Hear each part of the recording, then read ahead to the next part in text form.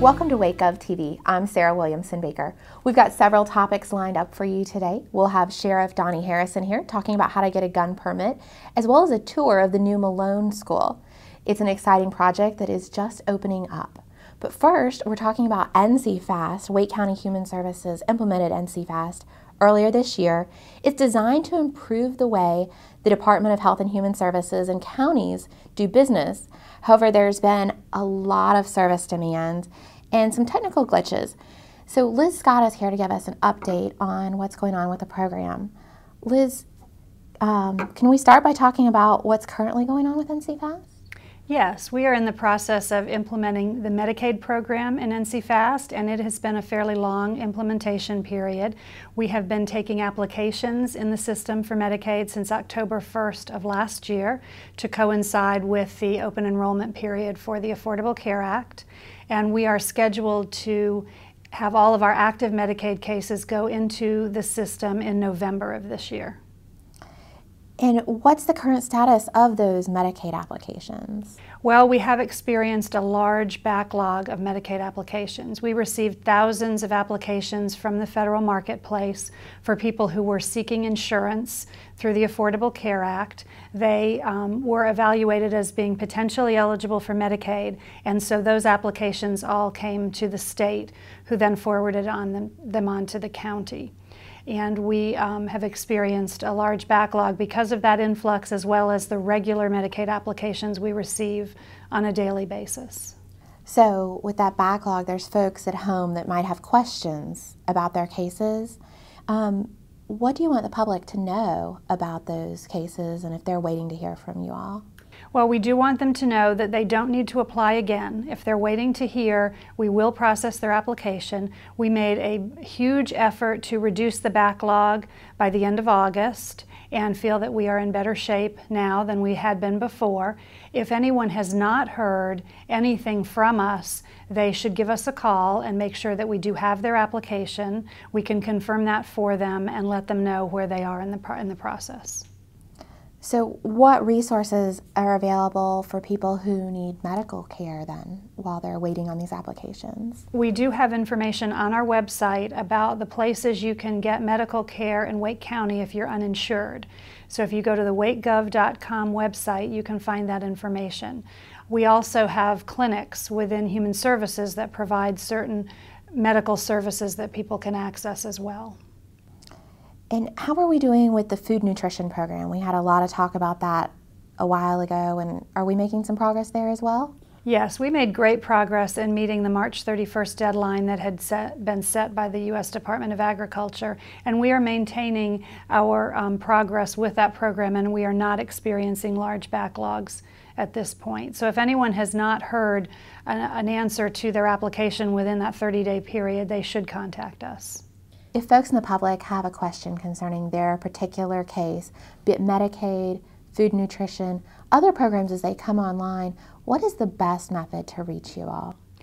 You can reach us at 212-7000, which is the call center, and there is also a website that people can email questions to us. And is there any type of time frame people should think they should wait, or that it may take for them to hear back on those? If someone has applied for food stamps and they've not heard anything within 30 days, they should be contacting us to make sure that we've received their application and that it is in progress. For Medicaid, if anybody applied through the whole open enrollment period with the Affordable Care Act and have not heard anything yet, they should also be in touch with us. Liz, thank you so much for being here. Eric Curry will be here next, and he will be talking with Sheriff Harrison about gun permits.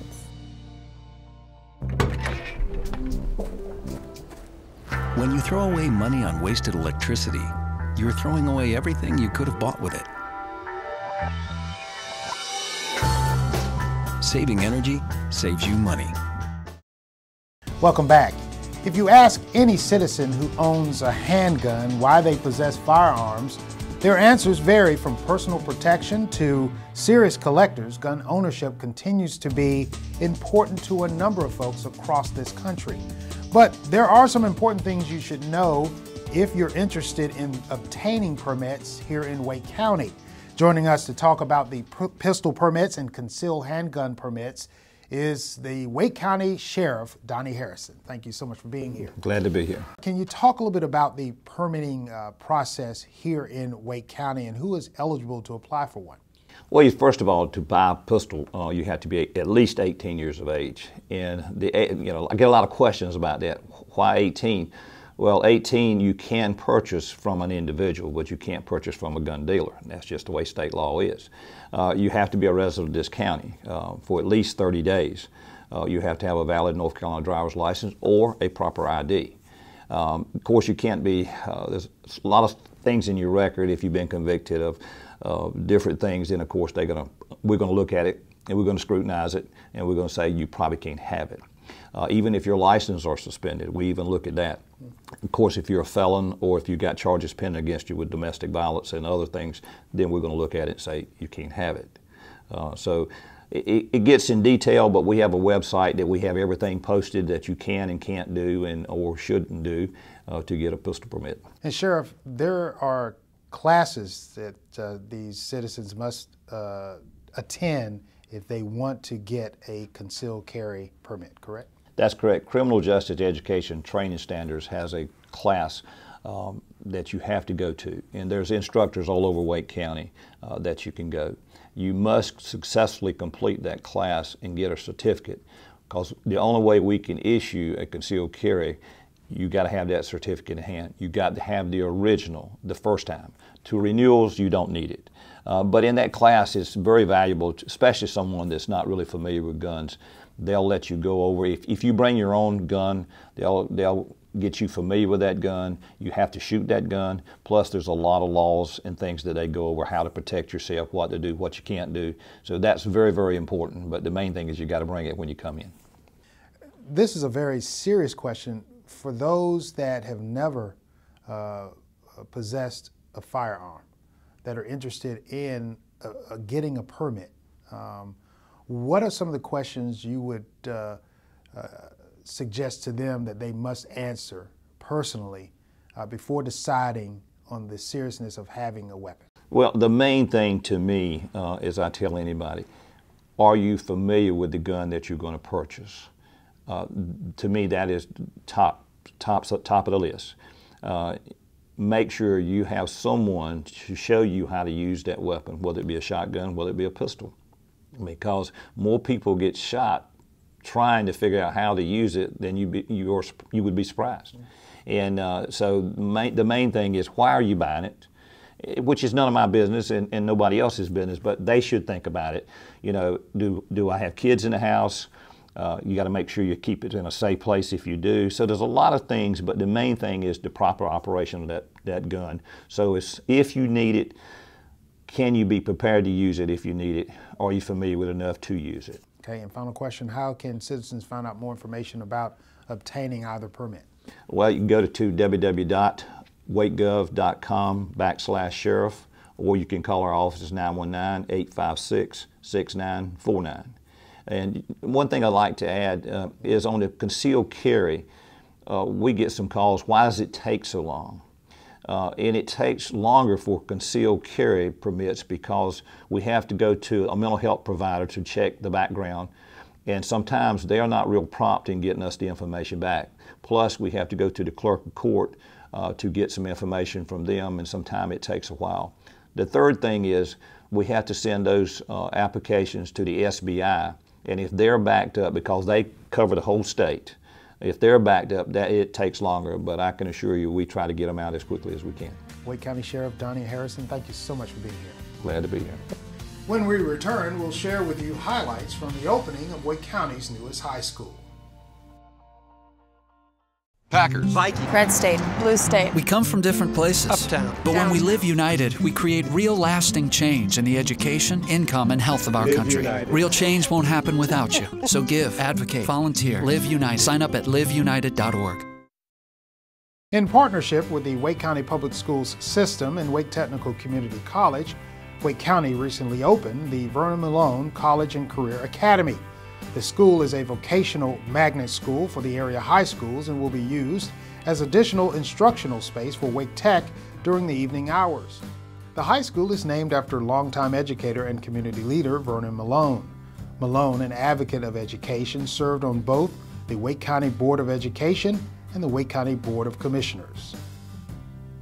I appreciate all of you taking the time to celebrate and honor a community leader who worked tirelessly in making sure every child received a quality education here in Wake County.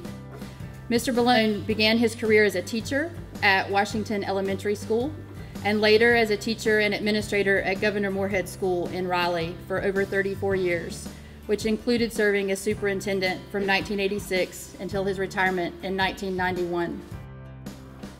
So it is indeed an honor for me to serve as the school's first principal. I look forward to continuing Mr. Malone's wish of providing a quality educational experience to every child in this community, regardless of race, color, or socioeconomic status. This high school in many ways embodies his vision of what he believed an education should do. It places students on a course to first of all leave high school and be able to enter the job market. And to him that would have been amazing. It also will allow you to continue at Wake Tech or pursue a four-year course at a four-year college. That to him is what a secondary education was about, preparing students to go on any track and be able to succeed at it. If he were here today, I assure you he would be honored and humbled that we've named this school after him. For those of you who knew my dad, he was a kind man, he was a generous man, he was a deeply caring man. He also believed in hard work and sacrifice. While he was at Du Bois, he was introduced to a poet, Langston Hughes. And throughout my youth, there was a poem that he returned to with my mother. And my cousin's gonna know this as soon as I say the first line. Life with me ain't been no crystal stair. It's had tacks in it and splinters. But all the time I've been to climbing on. Don't you sit down on the steps till you find this kind of hard. My brother is starting a scholarship in my dad's name. Every year, a senior who graduates from this institution will get a $1,000 scholarship to go to Wake Tech.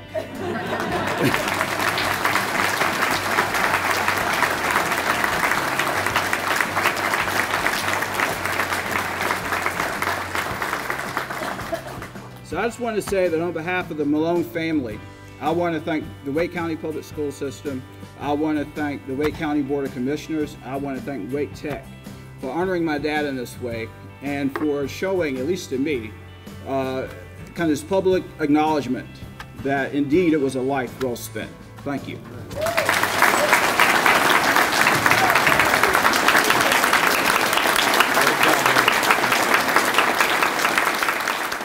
But it's good to be here with you this morning as we dedicate the Vernon Malone College and Career Academy. That's got a good name to it.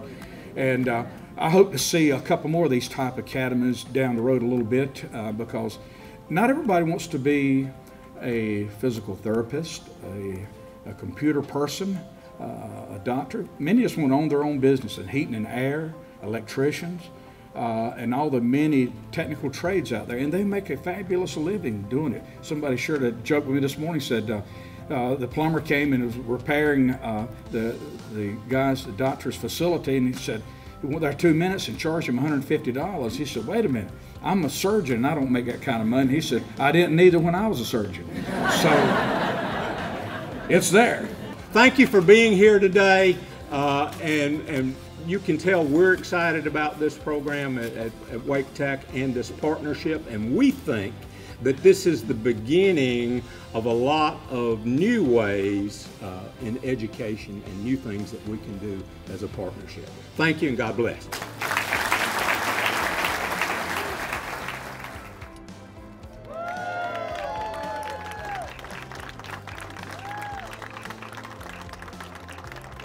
Well, it's a marvelous day to be here for the opening of the Vernon Malone Career and Technical Education High School. An exciting partnership between Wake County Schools and Wake Tech.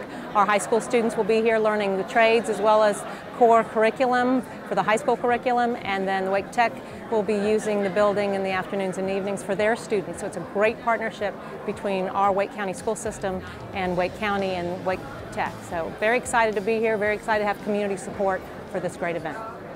Yeah, this is a great day here at the new Vernon Malone CTE School. It's the first one of its type here in Wake County.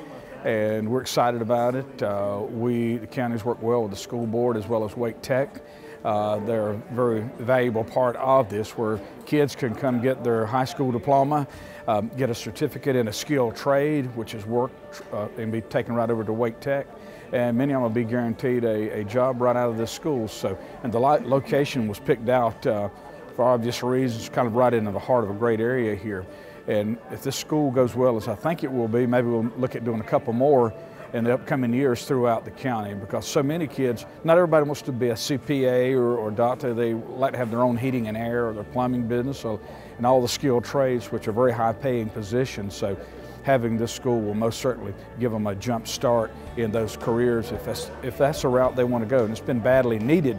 So we're excited about it, and the team of working together. Of course, we're naming this after Vernon Malone, who's worked hard for Wake County and has his name, so he'll have a legacy in this school, and I think we named it appropriately. And we're just excited about it and cutting the ribbon here today and getting it started. The legacy related to naming this school in honor of the late, great Vernon Malone is something that I feel will be lasting. It will be transformational. I think it fits beautiful in terms of what my good friend Vernon Malone stood for. I'm sure that he will be real happy. I think he's looking down, his spirit is right here. But I think more than that, just the mere fact that we're providing opportunities for young people to have kind of a diversity and flexibility in their choices, to make sure that they have the kind of job skills to go in the job market and be successful. And Vernon just truly believed in education, he believed in young people, and I think this just epitomizes what Vernon Malone stood for, and I'm just pleased to be a part of it because it's something that's sustainable and it will be lasting. So, I got this new family, and I don't know what it is about this one, but she can't seem to put down that toy. Oh, and she even talks to it. Who's she talking to? Her mom? She talks to her mom a lot. Welcome back.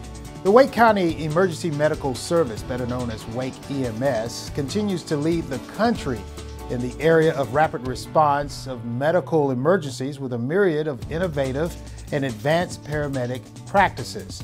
But the department is now improving the way it responds and assists mental health and substance abuse patients. Joining us to talk about the latest news involving Wake EMS is Jeffrey Hammerstein, District Chief for Wake EMS. Thank you so much for being here. Thank you, Eric. Glad to be here.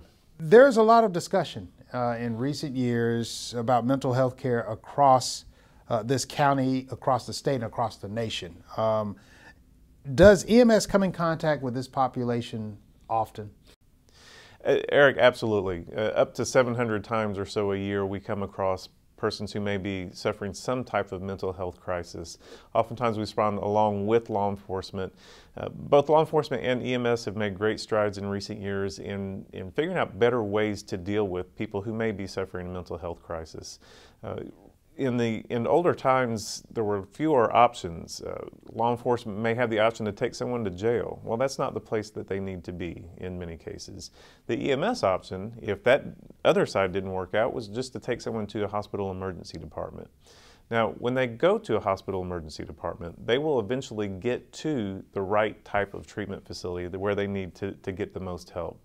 The problem is our emergency departments here and across the nation are crowded. They prioritize who they see based on the urgency of the medical need itself. And for our folks in mental health crisis, the medical side is not necessarily so urgent. As a result, they end up spending a lot of time, sometimes on average up to 14 or more hours, waiting to eventually get transferred to the right place. We feel like we can do better than that. With an EMS response to these mental health crisis situations, we can go and have a paramedic do an evaluation of that person. If there is an immediate medical need, we'll still get them to the emergency department. However, if there's not, in many cases there's not, we can bypass the emergency department and work on getting them straight to a facility that offers more appropriate care. By a long shot, it's better for them. I think it's difficult for anyone to spend a long time waiting in any type of waiting room to finally get the care that you need. But if we can get them there, that saves them that time. It reduces overall cost for what they would spend in the emergency department for the simple evaluation itself and whatever they may need. And we get them straight over there, and they get the care that they need there. What treatment options does EMS offer for someone suffering a mental health crisis? More than anything, it's the evaluation and determination with our partners across the area of where this person needs to get and can we offer them those services. One of the things that makes that difficult, historically, EMS is only reimbursed by insurance, Medicaid, Medicare for taking people to an emergency department. That means some resources have to be used if we're going to figure out ways to get people to the right place rather than the emergency department. EMS is kind of going out on a limb in that sense financially. So we have to be responsible with that, and we have to look for ways we can make that work and be sustainable. One of the things we've been talking about this spring with state legislators is figuring out ways to allow Medicaid rule changes to where EMS can be reimbursed for getting people to the right place. Not only is that by far the best thing for that individual person, but it also lowers overall Medicaid costs because they're not spending that time in the emergency department. The transport to the other facility is cheaper on our end. It certainly saves that hospital cost, and it ends up being better for everyone. The issue of Medicaid and how to really reform the practice of Medicaid and getting the services to those who need it the most is something that continues to be a discussion on the federal, state, and local levels. This program, though, kind of highlights at least one small but important example of how this could really work in that scheme of changing the way we think of Medicaid. Absolutely, and EMS service delivery across the board and across the nation.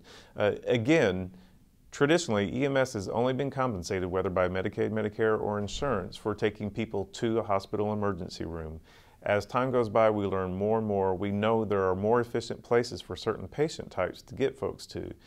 We feel like we can help reduce healthcare costs by getting people to the right place. It's more efficient. It's better for the patient. It makes for a healthier population. It makes the patient more satisfied, and that's the triple aim that we're all working for in healthcare. The issue on the local, state, and federal level is organizing payment structures such that EMS can be compensated for getting people to the right place, other than just the emergency department when that's appropriate, so that those systems, those resources can be sustainable by the funding received in exchange for that. Okay. Jeffrey Hammerstein, District Chief for Wake EMS, thank you so much for being here. Glad to be here. Stay tuned. Don't look at me. Your hair's a bit frizzy today. Aww, you should pick that up. Every day, kids witness bullying. Poor you. They want to help, but don't know how. Teach your kids how to be more than a bystander. Visit stopbullying.gov. And welcome back. As we approach the fall season and kids returning to school, it only means that Wake County Libraries are getting ready to offer a set of new programs for kids and adults. Joining us to talk about some of the library programs is Ann Burlingame, Assistant Director for the Wake County Public Library System. Thank you so much for being here. Thank you. As I understand, there are a number of exciting programs coming up starting this month at the libraries. Yes, you know, we have lots of programs in the library, and they're not just for kids. We have a lot of adult programs. And so what the library is trying to do is welcome adults and enrich their worlds, get them to read, to learn, and explore. And we do that through monthly programs. We offer 16 a month. We have programs on music, we have programs on crafts, we have programs on business expertise, how to write a children's book, author visits. So we have lots of programs for adults, and we really can appeal to everybody. And what are some specific programs that will be offered? Well, for September, we're going to be offering our Book Club Bash. And the Book Club Bash is a program where we're going to talk about starting a book club, and we're going to teach people how to use our book club kit collection. We also have Stargazing 101, which is the Raleigh Astronomy Club has come and is going to do an astronomy program. We have Introduction to Entrepreneurship, and that is offered by SCORE, the Service Corps of Retired Executives, and it's about starting your own business. And then we're going to have some international music offered by local musicians. Now, checking out books is not the only thing offered when adult readers come in to find that favorite book. They also have some book discussion groups as well, correct? We do. We offer book discussions at our regional libraries. This September we're doing, one book is called The Cuckoo's Calling, which is by Robert Galbraith. We're also going to be discussing Love in the Time of Cholera by Gabriela Marquez. And really a book discussion is just a discussion led by a librarian of a specific book. And so there's lots offered this fall. Okay, and there's some new other services and programs being offered for adults as well. Yes, there are. We have a rich menu of programming for adults, but we also do some really great services. And two I want to focus on is our proctoring service. You know, so many adults are continuing their education, going back to school, and so many of them need a place to have an exam proctored. So our libraries, our regional libraries, offer 270 appointments per week to have your exam proctored. We have nighttime sessions as well as weekend, and you can sign up online. The other new program that we're offering starting this September is the Device Advice. And what we're doing is we are offering one-on-one sessions to people who have just gotten their e-readers and they want to learn how to download our ebook collection. So you can sign up for these sessions online and come in and have a half hour with a librarian to learn how to do that. Okay, along with the fall season, pulling out and preparing for the fall season, pulling out those sweaters, you can also anticipate the annual Storytelling Festival as well. Yes, this is our 32nd year for the annual Storytelling Festival. And this is a partnership with Wake County Parks and Open Space. It is offered on September 27th from 11 to 4 in historic Oakview Park. We are going to have storytellers. Ron Jones will be there, and he started the festival 32 years ago. Donna Washington's going to be there. We're going to have the band Baron von Rumblebus. And we also are going to expand the festival to preschoolers by using some of the grant we received from PNC Grow Up Great. So it is on the September 27th, 11 to 4, rain or shine. We hope to see you. It sounds like fall is going to be a busy time of the year for Wake County Libraries. How can folks find out more about any of these events and all events as they move forward?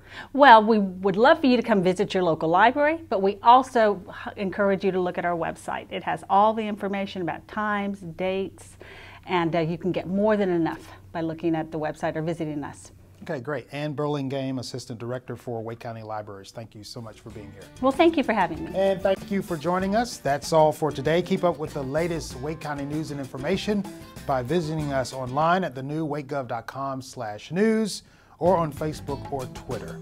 That's our show for today. Thanks again for watching.